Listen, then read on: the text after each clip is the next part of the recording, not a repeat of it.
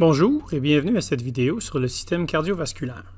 Alors, si vous vous souvenez, dans notre autre module sur le système digestif et le système respiratoire, leur but, c'était de faire entrer matière et énergie dans l'organisme. Bien sûr, digestif, c'est matière et énergie. L'énergie est dans la matière. Et pour respiratoire, c'était la matière sous forme de gaz.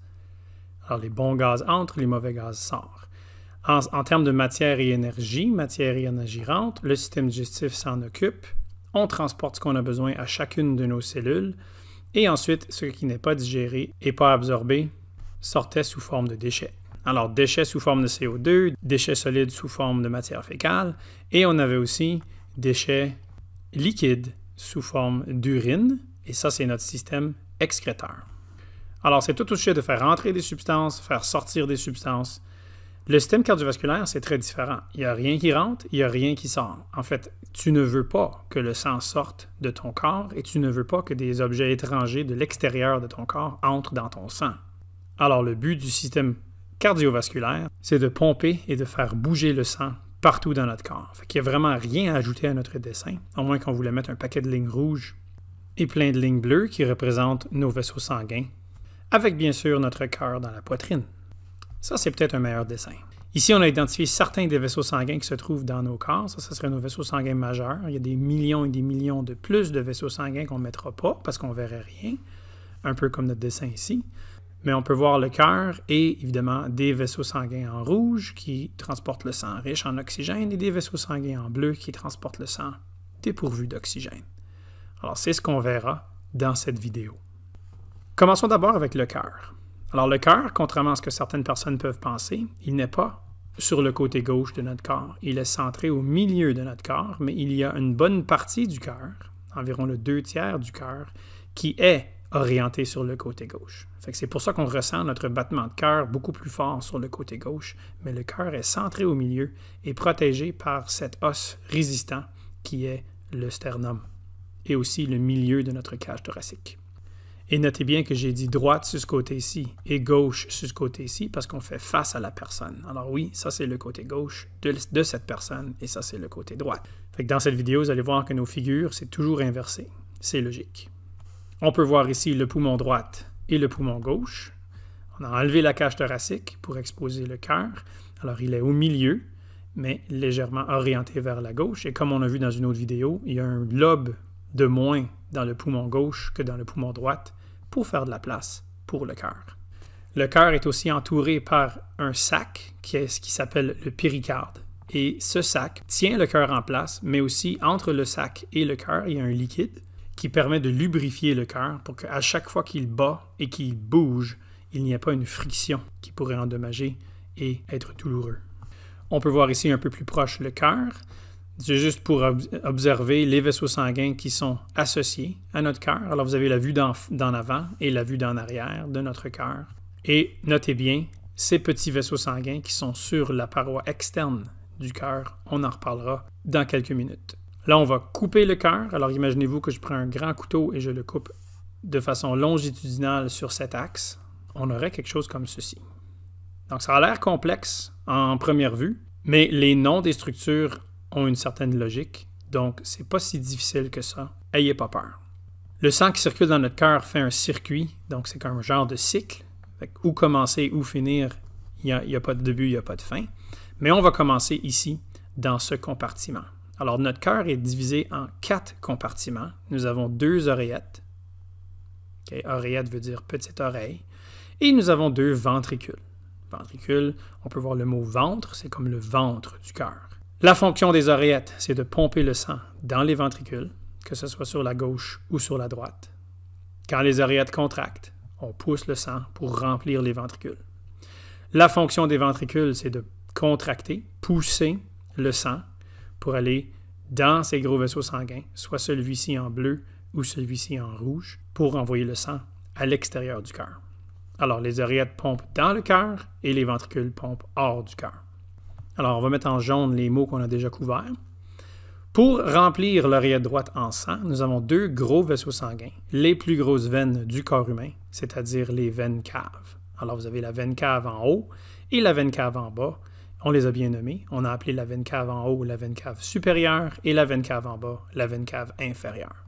Leur fonction, comme j'ai dit, c'est de ramener le sang et le déverser dans l'oreillette droite pour la remplir. L'oreillette droite va ensuite contracter et envoyer son contenu dans le ventricule. Entre l'oreillette et le ventricule, il y a une valve. Une valve, c'est une structure qui contrôle la direction dans laquelle le sang va s'écouler. Alors la valve, quand l'oreillette va contracter, la valve va s'ouvrir et permettre au sang de passer. Et ensuite, quand le ventricule va contracter, le sang, il ne sait pas où il s'en va. Alors le ventricule va le pousser vers le haut. On ne veut pas que le sang revienne dans l'oreillette. Alors cette valve, qui ici est rattachée au muscle du ventricule lui-même pour la renforcer, ça c'est ce qu'on appelle le cordage tendineux, ça empêche la valve d'être repoussée sur elle-même pour rouvrir dans la mauvaise direction.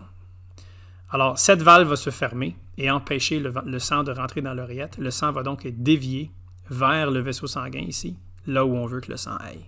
Ce vaisseau sanguin juste ici, c'est le tronc pulmonaire. Et le tronc pulmonaire, imaginez un gros tronc d'arbre qui va tout de suite se diviser en deux grandes branches qui sont les artères pulmonaires. Et pourquoi on les a appelées les artères pulmonaires? C'est que le sang s'en va où? Le sang s'en va au poumon, au pulmon. Okay? Le sang s'en va chercher de l'oxygène dans les poumons. Alors, il est bleu quand il voyage dans ses vaisseaux sanguins. Et quand il va revenir des poumons, il va être rouge. Et on va aller sur l'autre côté du cœur. Alors, on va revenir des poumons à travers ces vaisseaux sanguins-là et ces vaisseaux sanguins-là, qu'on appelle des veines pulmonaires. Donc ici, on a peut-être besoin de démystifier une certaine méconception. Il y en a qui définissent une veine comme étant un vaisseau sanguin qui transporte du sang bleu ou du sang désoxygéné et qu'une artère, c'est un vaisseau sanguin qui transporte du sang rouge ou du sang oxygéné. Alors, si on regarde ici, c'est pas vrai. Les vaisseaux sanguins qui sont juste ici, on les appelle des artères, mais pourtant le sang est bleu. Le sang est désoxygéné. Et les vaisseaux sanguins juste ici transportent du sang rouge, c'est du sang oxygéné. Fait que cette fameuse définition qu'on vient de mentionner, elle n'est pas bonne. S'il y a des exceptions à la règle, ce n'est pas une bonne définition. La définition d'artère et veine, elle est très simple. Si je vous dessine ici le cœur d'une façon très Saint-Valentin, on sait que ce n'est pas comme ça que le cœur a de l'air. Le cœur a l'air à ceci. Tout vaisseau sanguin qui éloigne le sang du cœur, c'est-à-dire qui emmène le sang ailleurs, loin du cœur, c'est une artère. Et tout vaisseau sanguin qui ramène le sang au cœur, c'est une veine. Alors, comme vous voyez ici, le vaisseau sanguin juste là et les artères pulmonaires sont en train d'éloigner le sang du cœur, donc ce sont des artères. Et ces vaisseaux sanguins juste ici ramènent le sang. Vous devez vous imaginer ici là, que ça passe derrière, on peut mieux le voir ici, ça passe derrière le cœur et ça s'en vient remplir l'oreillette gauche. Alors ça ramène le sang au cœur, remplit l'oreillette gauche et donc ce sont des veines. Alors ça, c'est une bonne façon de se rappeler, si jamais on est mal pris, c'est une veine, c'est une artère. Mais dans quelle direction le sang s'en va-t-il? Est-ce qu'il est en train de s'éloigner du cœur ou est-ce qu'il est en train de se rapprocher du cœur? Ça rapprocher, c'est éloigner. On continue notre trajet. Là, le sang est dans l'oreillette gauche. L'oreillette gauche va contracter et envoyer son contenu dans le ventricule gauche, passer à travers cette deuxième valve qui va empêcher le sang de revenir lorsque le ventricule va contracter. On ne l'a pas mentionné tantôt, mais ces valvules, celle-là et celle-là, ont exactement la même fonction. Ils ont exactement le même nom, à l'exception qu'il y en a une sur le côté gauche et il y en a une sur le côté droite. On les appelle les valves AV. AV pour auriculo. Auriculo veut dire oreillette. Et ventriculaire pour ventricule. Alors, ce sont les valves AV, auriculo-ventriculaire gauche, et auriculo-ventriculaire droite. Donc là, le sang est dans le ventricule. Le ventricule va contracter. Le sang va dévier sur la valve auriculo-ventriculaire gauche qui va se fermer. Il va s'en venir par ici, passer à travers cette petite valve, et je n'ai pas mentionné celle-ci tantôt, mais il y en a une autre de l'autre côté, et envoyer le sang dans l'aorte. L'aorte, c'est le plus gros artère de notre corps. C'est l'artère avec la plus forte pression parce que c'est l'artère qui est la plus proche du ventricule, la plus proche de la pompe. Et on a aussi aorte juste ici parce que vous devez vous imaginer que l'aorte courbe et descend tout de suite pour se rendre dans le bas du corps. Mais il y a aussi des tubes qui vont brancher tout de suite en haut, un pour le bras droit, un pour le bras gauche et un pour la tête. Donc, de l'aorte, le sang va se rendre tout bord, tout côté dans le corps pour aller nourrir les cellules. Le sang va se faire désoxygéner auprès de ces cellules et va revenir dans les veines caves, soit supérieures ou inférieures, pour remplir l'oreillette droite et on recommence. Donc, il nous manque juste une coupe de termes ici sur notre diagramme. Il y en a qu'on a cachés parce qu'on n'a pas besoin de s'inquiéter. Mais ces deux termes-là sont très simples. L'apex, c'est juste le bout pointu du cœur, pas le bout en haut, mais le bout en bas, si on est debout droite. Et la séparation qui est du muscle ici, qui sépare le ventricule gauche et le ventricule droite, c'est la cloison interventriculaire, ou parfois on parle aussi de septum. Interventriculaire. Interventriculaire veut dire entre les deux ventricules. Les deux petites valves qui sont juste ici. Oh, je remarque que j'ai souligné valvule pulmonaire pensant que c'était veine pulmonaire. Mais oui, ça c'est le nom de cette petite valve juste ici. Valvule pulmonaire. Et celle juste là, qui n'est pas indiquée sur notre diagramme, mais qu'on pourrait ajouter juste ici, c'est la valvule aortique, qui est bien nommée parce que c'est une valvule qui sépare le ventricule gauche et l'aorte. La fonction de ces deux valvules, qu'on appelle des valvules semi-lunaires, c'est d'empêcher le sang de revenir dans le ventricule quand les ventricules se gonflent. Quand les ventricules ont fini de se contracter, ils vont se décontracter, donc se gonfler, et il y a une genre de traction qui va se produire pour tirer le sang. Mais le sang pourrait être tiré d'ici, il n'y a aucun problème, mais on ne veut pas que le sang soit tiré de ces deux vaisseaux sanguins-là, parce que là, le sang avancerait et reculerait à chaque contraction cardiaque, et ça ne serait pas très efficace. Alors, quand le sang va passer, aucun problème, l'orientation des valvules fait qu'elle peut ouvrir par là, mais quand le sang va essayer de revenir, les valvules vont se fermer et empêcher le sang de revenir sur ses pas. Fait qu'en bref, la fonction d'une valve ou d'une valvule, une valvule c'est juste une petite valve, c'est d'empêcher le sang de refluer. Donc ici, nous avons une vue du haut. Alors, c'est si on regardait le cœur dans cette orientation-là. On regarde le cœur vu d'en haut, on verrait nos 4 valves ici. Alors, vous avez les 2 valves auriculo-ventriculaires, c'est-à-dire celle ici, les 2 grosses en haut, et vous avez les 2 plus petites, la bleue et la rouge, qui sont la bleue et la rouge dans notre diagramme à gauche. Alors, ces 2-là, c'est ce qu'on appelle des valves auriculo-ventriculaires. Et on a celle à droite qui est faite de 3 morceaux. C'est ce qu'on appelle la tricuspide. Tri pour 3 morceaux. Et celle qui est à gauche, c'est la bicuspide pour 2 morceaux. Alors, ils ont quelques noms. Ils ont valve AV droite, valve AV gauche ou valve tricuspide, valve bicuspide. Et on emploie aussi, vous allez peut-être voir ce mot-là des fois, celle-ci s'appelle la valve mitrale, car elle a une apparence semblable au chapeau que porte le pape, le mitre.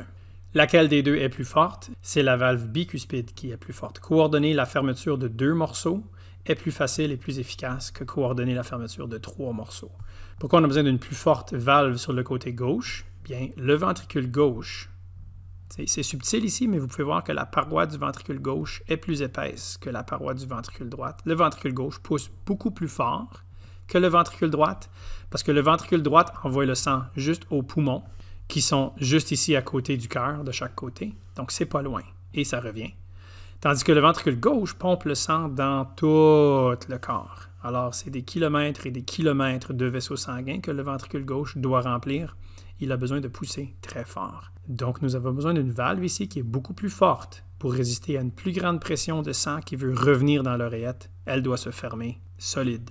Elle se ferme solide aussi, mais moins solide que celle-là. Ensuite, nous avons ces 2 valvules-là, qui sont les valvules semi-lunaires, car elles ont des formes de demi-lune. Pour leurs morceaux, il y en a tous les 2 3. Celle-ci, c'est la valve semi-lunaire aortique.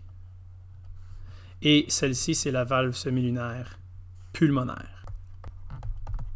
Pulmonaire parce qu'elle est en route vers les poumons et aortique parce qu'elle est dans l'aorte. Donc, ceci termine notre évaluation de l'anatomie du cœur. C'est à pratiquer, c'est à connaître par cœur. J'ai ici une animation en 3 dimensions de la contraction du cœur.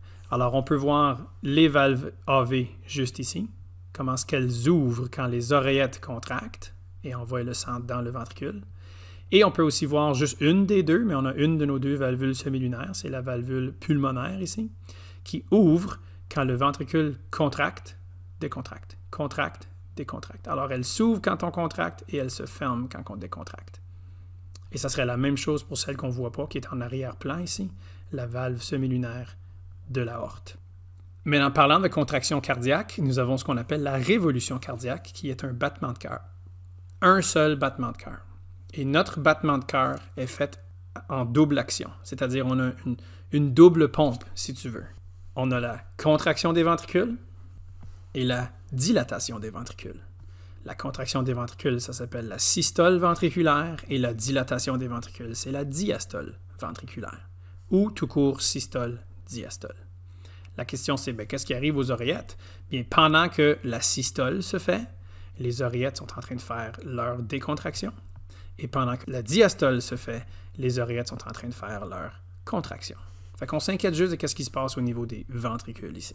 Donc la systole et la diastole des ventricules. Lors de la systole, les valves AV vont se fermer sous la forte pression de la contraction des ventricules. Le sang qui dévie en frappant les valves AV va les fermer et le sang va être dirigé à la bonne place.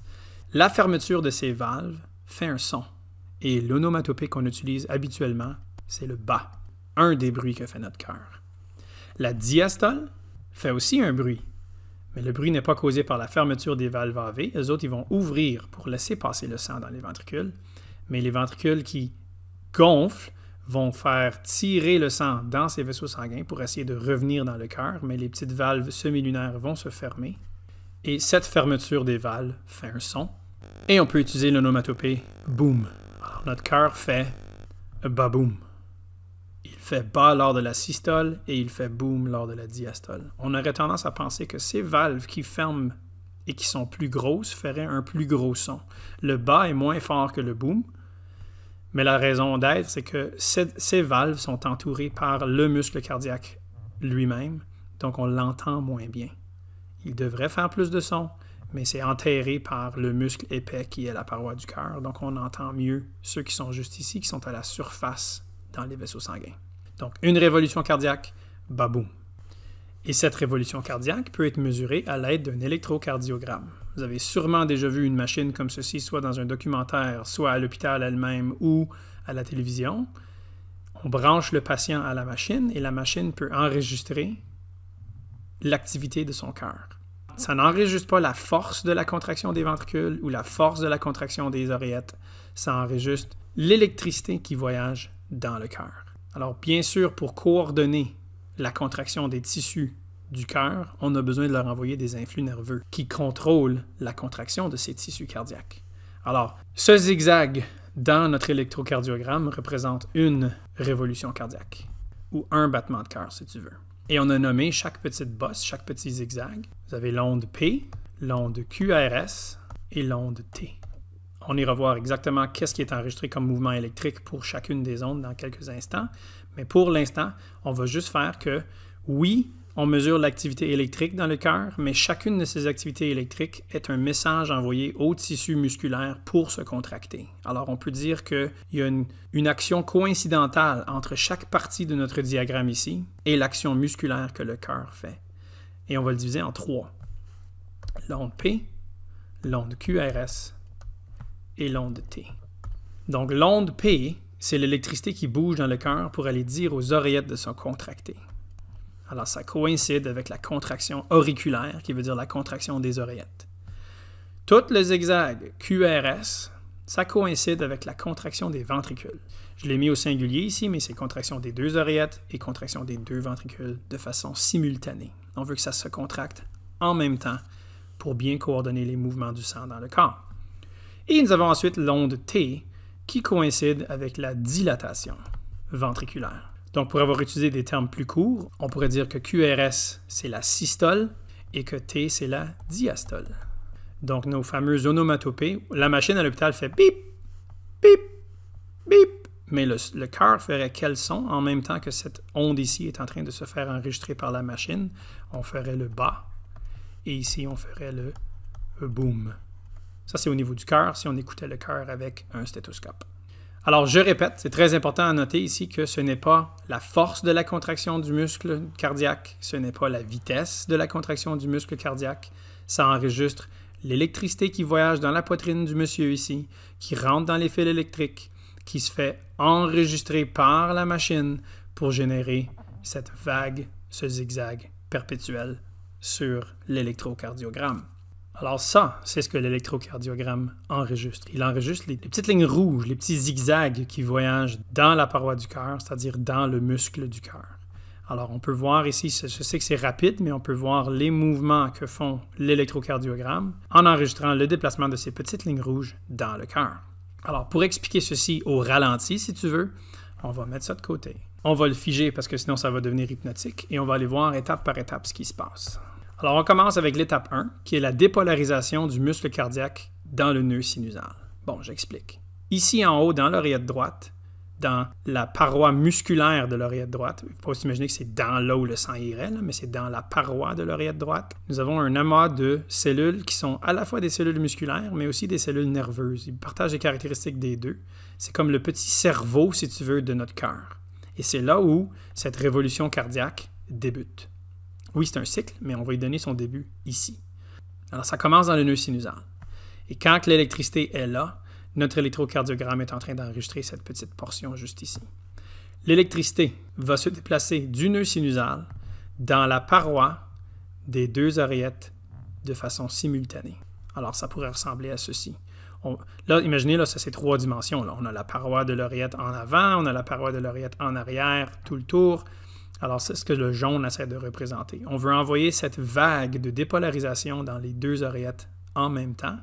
Pour faire quoi? Pour dire aux oreillettes de se contracter. Alors, une fois qu'on aura déplacé l'électricité dans cette région, les oreillettes vont se contracter et pousser le sang dans les ventricules. Mais on n'a pas fini. De là, l'électricité va se propager à cette petite région juste ici, nommée le nœud auriculo-ventriculaire. Encore une fois, c'est un nœud, donc c'est un amas ou un groupement de cellules musculaires qui ont aussi des caractéristiques nerveuses. Et l'influx nerveux est maintenant ici, c'est-à-dire on a dépolarisé, on est en train de communiquer ici. Sa job, c'est de coordonner le déplacement de ces influx nerveux jusqu'à l'apex du cœur. Alors on veut faire de là à là. Et ensuite, une fois que le message est rendu à la pointe du cœur, il va se faire propager dans les tissus ventriculaires au complet, comme représenté par cette image. Alors, les influx se propagent dans les muscles ventriculaires. Alors, on envoie le message dans les ventricules, dans les parois musculaires des ventricules. Et remarquez bien qu'est-ce qu'on est en train d'enregistrer avec l'électrocardiogramme. Pourquoi le signal se rend là? Bien, c'est pour dire aux ventricules de se contracter. Fait que la fraction de seconde que le message va être rendu dans toutes les cellules musculaires de nos ventricules, les ventricules vont se contracter. Systole. Et ensuite, pour terminer le circuit, il faut que l'électricité, c'est-à-dire l'influx nerveux, retourne au nœud sinusal. Et ça, c'est notre dernière étape, cet petit enregistrement juste là du déplacement de l'énergie électrique de là à là, va créer la dernière petite bosse sur notre électrocardiogramme. Et à cet instant-là, les ventricules sont en train de se dilater, diastole. Donc, c'est l'action du nœud sinusal et du nœud auriculo-ventriculaire avec des fibres nerveuses spécialisées qu'on nommera pas ici, dans les tissus ventriculaires pour coordonner cette révolution cardiaque et coordonner la façon dont notre cœur fait son double battement. Le sang circule dans tous nos vaisseaux sanguins, dans tous nos tissus, dans chaque petit raccoin de notre corps. On divise habituellement cette immense circulation sanguine en 3 types de circulation. Vous avez la circulation pulmonaire, la circulation systémique et la circulation coronarienne. Coronarienne ou coronaire veut dire cœur. Alors, chaque petit vaisseau sanguin qu'on peut voir ici, à la surface du cœur, dans la paroi du muscle cardiaque lui-même, c'est ce qu'on comprend dans la circulation coronarienne. Alors, très simplement, par définition ici, c'est les vaisseaux sanguins sur le cœur, dans la paroi du cœur lui-même, qui apportent des nutriments et ramassent les déchets pour le cœur lui-même. Donc, circulation très importante. C'est le sang qui quitte le cœur et qui retourne au cœur. En faisant quoi? En nourrissant le cœur lui-même. La circulation pulmonaire, c'est très simple. Pulmonaire, elle se nomme ce qu'elle est. C'est le sang qui quitte le ventricule droite, se rend à nos poumons pour aller chercher de l'oxygène, devenir rouge et revenir à l'oreillette gauche. Donc, encore une fois, avec un petit schéma, c'est le sang qui quitte le côté droite du cœur, se rend au poumon, revient rouge au côté gauche du cœur. Ça, c'est la circulation pulmonaire. On termine avec la circulation systémique. C'est le sang qui quitte le ventricule gauche, voyage dans tous les vaisseaux sanguins de notre corps pour aller alimenter tous les organes et tous les systèmes de notre corps, y inclut les poumons. Parce qu'ici, le sang ne s'en va pas aux poumons pour lui donner de l'oxygène et des nutriments, il s'en va aux poumons pour se faire oxygéner et revenir au cœur pour ensuite être renvoyé aux organes et les nourrir. Donc, ça inclut les poumons. La seule chose qui n'est pas inclue dans la circulation systémique, c'est le cœur lui-même, parce que ça, c'est la circulation coronarienne. Un petit dessin pour systémique. Alors, c'est le sang qui quitte le ventricule gauche, se rend dans tout le corps et revient à l'oreillette droite. Nos 3 types de circulation. Alors, parlant de circulation, nous allons voir les différents types de vaisseaux sanguins dans notre corps. Nous en avons 3 grandes catégories, les artères, les veines et les capillaires. Et la circulation sanguine va toujours dans le même ordre. J'ai utilisé ici bleu et rouge, mais ce n'est pas toujours le cas comme on a vu tantôt, mais ça commence dans une artère. L'artère déverse son contenu dans une artériole. L'artériole déverse son contenu dans des capillaires, plusieurs capillaires pour chaque artériole. Les capillaires vont ensuite recombiner leur sang pour le domper dans une vénule. La vénule va se rejoindre à une veine. Et évidemment, la veine va éventuellement devenir veine cave et on domperait le contenu dans le cœur. Et évidemment, le cœur se répéterait ici dans notre schéma. Le cœur va ensuite envoyer son contenu dans une artère et on recommence, et on recommence, et on recommence. Donc, c'est un circuit. Allons voir nos 3 formes de vaisseaux sanguins en détail. Les artères ont une paroi plus épaisse que les veines et évidemment que les capillaires. On va juste comparer les deux d'en haut pour l'instant. Alors, artère, veine. Coupe de différence, les artères ont une épaisseur plus grande pour la paroi. Pourquoi? Parce qu'ils ont plus de muscles. Donc, la région juste ici au milieu, c'est du muscle. Pourquoi on a besoin de plus de muscles? Bien, on a une beaucoup plus grande pression qui voyage dans les artères comparée aux veines. Alors, on a besoin de résister à cette plus grande pression.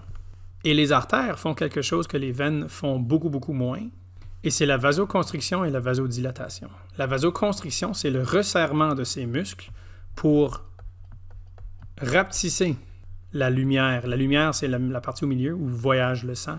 On veut rapetisser la lumière pour comprimer le sang. Et la vasodilatation, c'est l'inverse. On veut agrandir la lumière pour permettre à plus de sang de passer, mais évidemment, il passerait moins vite. Et cette vasoconstriction et cette vasodilatation est utile dans la gestion de notre pression sanguine, mais elle est aussi utile dans le contrôle de où le sang peut se rendre et où le sang ne peut plus se rendre dans notre corps. On en reparlera plus tard. Les veines ne veulent pas faire vasoconstriction et donc n'auront pas besoin de faire vasodilatation parce qu'on veut ici rapporter le sang au cœur. On ne veut pas restreindre son passage en le comprimant. Et on ne veut pas le ralentir trop en faisant la vasodilatation pour empêcher le sang de retourner. Parce que n'oubliez pas que la majorité de nos veines vont à l'encontre de la force gravitationnelle dans nos jambes, dans nos bras. Et donc, c'est déjà assez difficile. On est loin du cœur. Alors, le sang a voyagé dans les artères et est maintenant dans une veine et on doit remonter pour revenir au cœur. On est loin, loin, loin du cœur, malgré qu'on s'en rapproche à chaque contraction. Et on va habituellement à l'encontre de la force gravitationnelle. Peut-être pas dans notre tête, mais on va habituellement à l'encontre de la force gravitationnelle. Alors, pour aider le retour du sang au cœur, les veines ont des valvules. Alors, on a des petites valvules ici et là. Le sang va être poussé de l'autre côté de la valvule et on aura aussi des muscles ici qui vont se contracter pour écraser la veine sur ce côté-ci. Donc, ça va squeeze, ça va écraser et pousser le sang au-delà de la valvule. Puis là, quand le cœur ne battra plus entre chaque contraction, le sang va vouloir revenir, mais il ne peut pas retourner complètement sur ses pas parce que la petite valvule va se fermer, donc le sang va rester pris ici. Lors de la prochaine contraction, il va être poussé un petit peu plus loin. Encore une fois, l'action des muscles pourra écraser davantage et on va pousser le sang au-delà de la prochaine valvule et tranquillement, on ramène le sang au cœur. On peut voir ici nos valvules et les muscles qui les entourent. Donc, les muscles, en contractant, vont écraser la veine et pousser le sang au-delà de la prochaine valvule, et ainsi de suite, et ainsi de suite. Et on retourne de plus en plus proche du cœur. Les capillaires, c'est loin d'être dessiné à l'échelle ici. Les capillaires sont microscopiques. Ils ont une seule cellule d'épais et ils ont un extrêmement petit diamètre. Alors, vous devez vous imaginer que dans la paroi des autres types de vaisseaux sanguins, on a des capillaires. Il y a des capillaires là-dedans et il y a des capillaires là-dedans. Donc, ils ont besoin d'être beaucoup, beaucoup plus petits qu'on les a représentés ici. Ils sont microscopiques.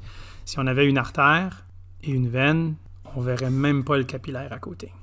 Ce serait comme le Soleil puis la Terre. Un globule rouge est à peine capable de passer. Sa largeur est juste un tout petit peu plus petite que la largeur totale du capillaire. C'est extrêmement petit. N'oubliez pas, un globule rouge, c'est une cellule. Donc, c'est microscopique. Le capillaire est microscopique. Le petit diamètre permet au capillaire de se faufiler dans tous les raccoins, dans tous les tissus de notre corps pour aller faire les échanges. Alors, la job des capillaires, c'est de donner et recevoir constamment des substances aux cellules ou ramasser les déchets des cellules et ramener ça dans une veine qui va éventuellement ramener ça dans les organes où on a besoin de s'en débarrasser. Et le fait qu'ils sont petits nous permet d'avoir des échanges beaucoup plus efficaces parce qu'on n'a pas besoin d'attendre longtemps pour des molécules qui sont au milieu du capillaire à se diffuser vers l'extérieur du capillaire. Si le capillaire était immense, cette molécule serait dans un beaucoup plus gros diamètre, donc aurait beaucoup plus de temps et probablement ne se rendrait pas à la paroi du capillaire pour pouvoir sortir ou l'inverse. Donc, très efficace avec un petit diamètre et le fait que ça a une seule cellule d'épais, très efficace en ce qui concerne faire entrer et sortir des substances.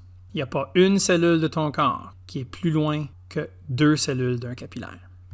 Voulant dire, si j'ai un capillaire ici, et j'ai une cellule là, et une autre cellule là, et une autre cellule là, cette cellule-là, elle est trop loin du capillaire. Par le temps que les substances se diffusent, ces deux-là auraient tout ramassé, elles ne recevraient rien.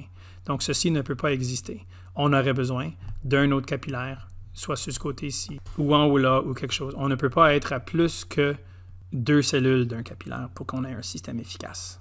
Alors, comme je disais tantôt, artère, artériole, capillaire, vénule, veine, ça c'est toujours à quoi ressemble notre circuit dans nos vaisseaux sanguins. Et on peut comparer la pression, la vitesse et la surface totale de ces 3 grands types de vaisseaux sanguins. Artère, artériole, veine, vénule et capillaire.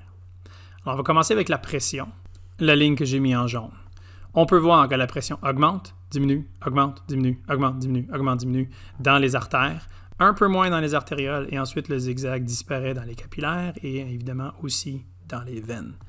Cette action de forte pression, faible pression, forte pression, faible pression, c'est causé par le cœur qui contracte, le cœur qui dilate. Le cœur qui contracte, le cœur qui dilate. Alors, systole, diastole, systole, diastole, systole, diastole. Et à mesure qu'on s'éloigne de plus en plus du cœur, cette fluctuation dans la pression diminue et on la remarque même plus dans les capillaires et les veines.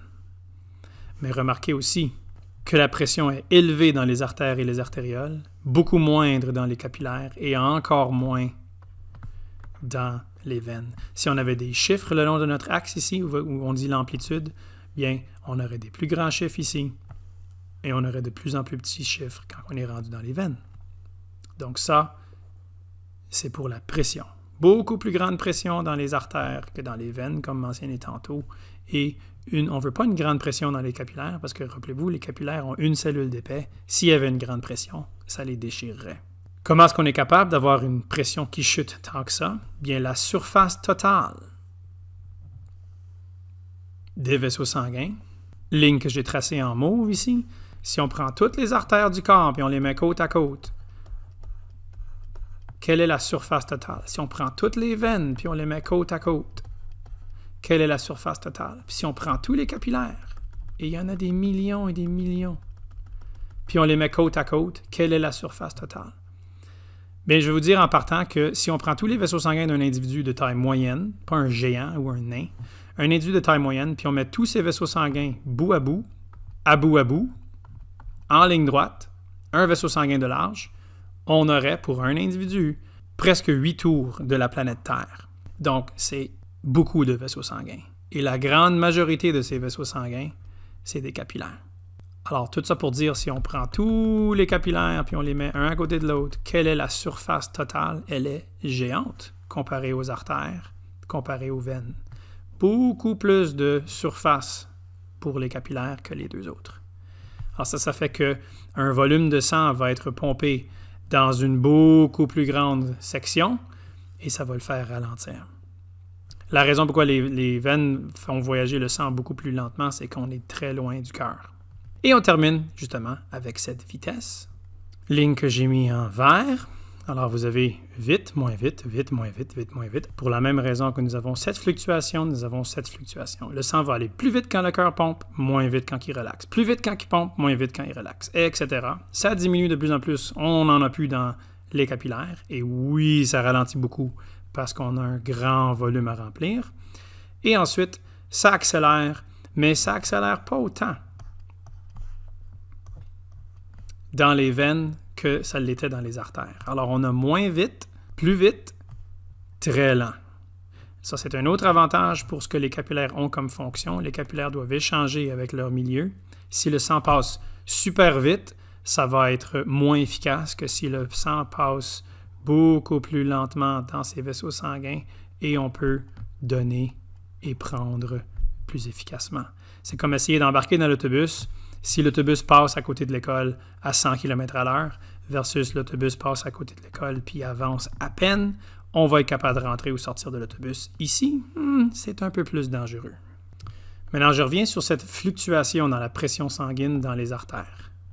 Vous avez sûrement déjà vu un dispositif comme ceci. Ça s'appelle un sphygmomanomètre et c'est fait pour mesurer la pression artérielle. La pression artérielle, c'est la pression du sang dans une artère. Donc, c'est cette pression-là qu'on mesure. On pourrait mesurer celle-ci ou celle-là, mais elles sont plus difficiles à mesurer à cause qu'elle est beaucoup moins grande. Alors, habituellement, on mesure la pression dans une artère à l'aide d'un sphygmomanomètre et d'un stéthoscope. Et habituellement, on mesure la pression dans un bras. Ça peut se faire dans une cuisse, comme chez un bébé. Leur bras est trop petit, alors on le fait sur leur cuisse, mais plus facilement sur un bras. Fait que le médecin ou la garde-malade met le sphygmomanomètre sur ton bras, va pomper le petit manchon gonflable, ça va écraser l'artère qui passe dans ton bras. Alors, on va écraser cette artère au point où ce que le sang ne passe plus. Alors, on veut gonfler là, pour que l'aiguille se rende environ à 200. Là, on va ouvrir la petite valvule qui va laisser sortir de l'air et là, la pression dans le manchon gonflable va diminuer au point où ce que le sang va se remettre à passer. Mais il va passer seulement quand le cœur pompe. Il va passer seulement quand la pression est à ce niveau. Puis là, le sang ne passera plus quand le cœur se dilate. Le chiffre ou la valeur qui est indiquée sur le sphygmomanomètre, quand on entend un bruit dans le stéthoscope qu'on met juste ici, ça c'est le premier chiffre dans notre pression artérielle, qui est typiquement 120. Alors vous avez sûrement déjà vu ceci, 120 sur 80 ou chiffre sur chiffre comme pression artérielle. Le 120, c'est cette valeur juste là. Le 80, c'est la valeur juste ici. Alors, on continue à laisser sortir l'air de la valve ici. La pression continue à baisser dans le manchon et éventuellement, le sang va continuer à passer tout le temps. Quand on se rend compte qu'il n'y a plus de bruit dans le stéthoscope, on note où l'aiguille est rendue sur notre sphygmomanomètre et ça devrait être dans les environs de 80. Ça, c'est notre pression, comme j'ai dit, quand le cœur se dilate. Donc, pression quand le cœur se contracte, pression quand le cœur se dilate. Donc, on appelle le 120 la pression systolique et le 80 la pression diastolique. Systole, diastole, systole, diastole, pression monte, pression baisse, pression monte, pression baisse, systole, diastole, mesuré à l'aide de notre sphygmomanomètre qu'on écrase l'artère et notre stéthoscope pour entendre les bruits quand le sang passe, passe plus, passe, passe plus.